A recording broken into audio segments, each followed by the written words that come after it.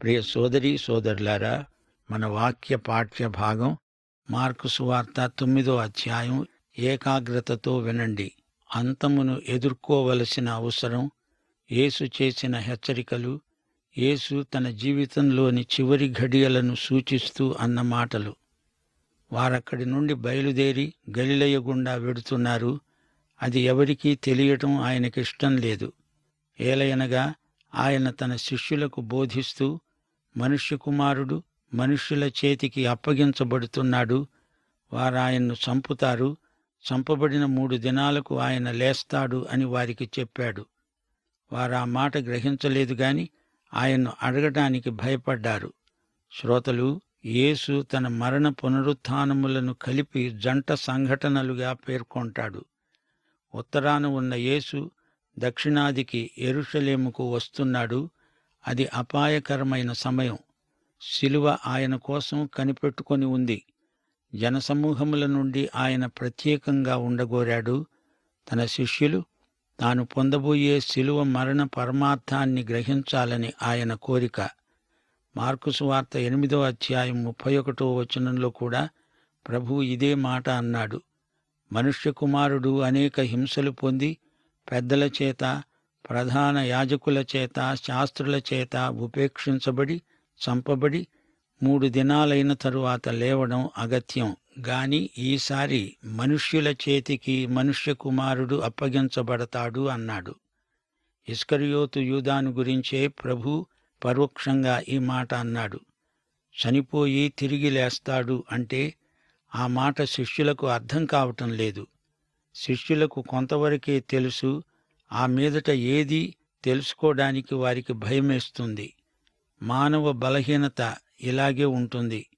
తమకు అనుకూలమైనంత వరకే శ్రద్ధగా వింటారు, ఆ పైన వినరు. 32 నుండి 35వ వచనం వరకు అభివృద్ధి కామన ఎలాంటిదో చెప్పబడింది. అంతట వారు కపెర్నహూముకు వచ్చారు. వారు ఎవరు గొప్ప అంటూ మార్గమున ఒకరితో ఒకరు వాదించుకున్నారు గనుక ఆయన ఇంట ఉన్నప్పుడు ప్రశ్నించాడు. మార్గమున మీరు ఒకరితో ఒకరు దేనిని గూర్చి వాదిస్తున్నారు? వారు ఊరుకున్నారు.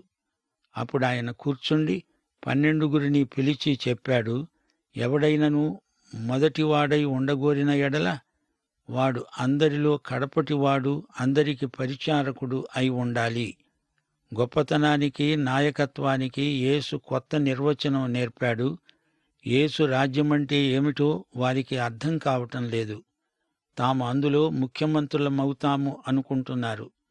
యేసు రాజు శిలువ మీద చనిపోతాడనే ఆలోచనే వారి గుండెలను వ్రయ్యలు చేస్తుంది.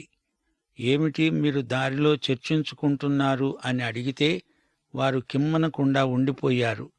అంటే వారు తప్పు చేసినట్లు గుర్తించారు.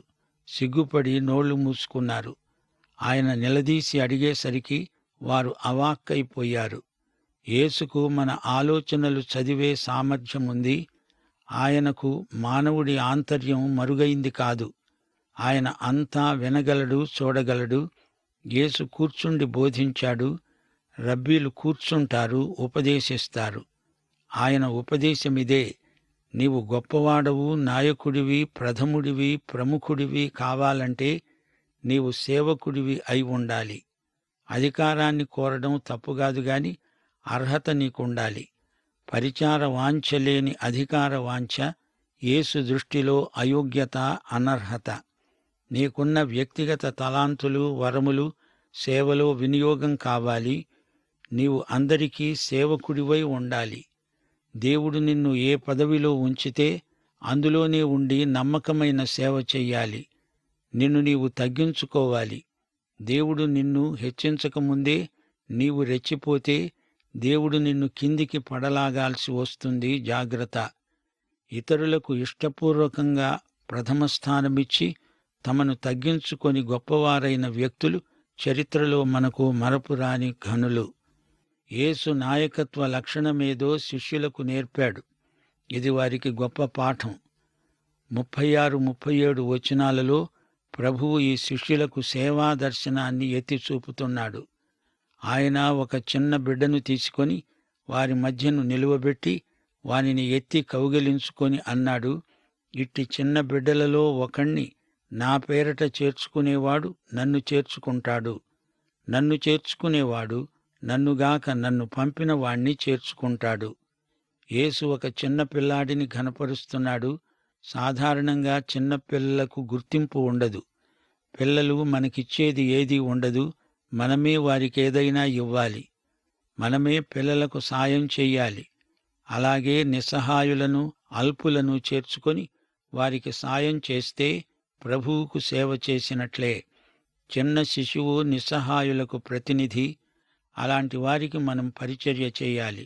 సహజంగా మనం మనకు సాయం చేసే వారితోనే సహవాసం చేయగోరుతాము. సహాయాన్ని మన నుండి కోరే వారిని దూరంగా ఉంచుతాము. అయితే యేసు ఎవరి కోసం వచ్చాడు? బీదల కొరకు, దుఃఖితుల కొరకు, హింసించబడే వారి కొరకు ఆయన వచ్చాడు. వారితో తనను తాను సంయుక్తపరచుకున్నాడు. అలాంటి వారికి మనం పరిచర్య చేస్తే ఆయనకు చేసినట్లే. మత్తయి సువార్త 25వ అధ్యాయం 40వ వచనంలో ప్రభువు ఇదే మాట అన్నాడు. మిక్కిలి అల్పులైన ఈ నా సహోదరులలో ఒకనికి మీరు చేశారు గనుక నాకు చేసినట్లే. మార్కు సువార్త 9వ అధ్యాయం 38 నుండి 40వ వచనం వరకు సహనంలో మనం నేర్చుకోదగిన పాఠం ఉందని ప్రభువు చెబుతున్నాడు.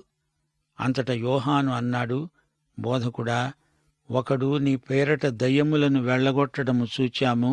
వాడు మనలను వెంబడించేవాడు కాడు గనుక వానిని ఆటంకపరిచాము. అందుకు యేసు అన్నాడు, వానిని ఆటంకపరచకండి. నా పేరట అద్భుతము చేసి నన్ను చులకనగా నిందింపగలవాడెవడూ లేడు. మనకు విరోధి కానివాడు మన పక్షముగా ఉన్నవాడే. యేసు యోహాను వైఖరిని ఖండిస్తున్నాడు. యేసు నామమున అన్ని శాఖల వారు ఒకరిని ఒకరు సహించుకోవాలి గాని ఆటంకపరచకూడదు. అయితే యేసు నామ ఘనత నిమిత్తమై కాకుండా యేసు పేరు మాత్రం వాడి తమ స్వార్థం కోసం, పేరు ప్రఖ్యాతుల కోసం పాకులాడేవారు కొందరున్నారు. జాగ్రత్త. ఎవడో ఒకడు యేసు పేరట దయ్యాలను వెళ్ళగొడుతున్నాడు. యేసు నామమున దయ్యాలు పారిపోతున్నాయి. అయితే ఆ వ్యక్తి యేసు శిష్య బృందానికి చెందినవాడు కాడు. యేసు నామమున సేవ చేసే వ్యక్తి ఎవడూ యేసుకు శత్రువు కాడు. అతడు ఏ శాఖ ద్వారా పనిచేసినా పర్వాలేదు. యోహానుకు కొంచెం సహనం అవసరం.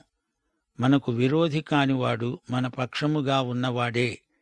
క్రైస్తవ సమైక్యతా సూత్రాన్ని ప్రభువు ఇక్కడ ఉపదేశించాడు. నీకు అర్థం కాని విషయాలను దూషించవద్దు, ఆటంకపరచవద్దు. మనుషులు అనేక విధాలుగా అనేక పాపాల నుండి రక్షించబడతారు. గాని రక్షకుడు ఒక్కడే.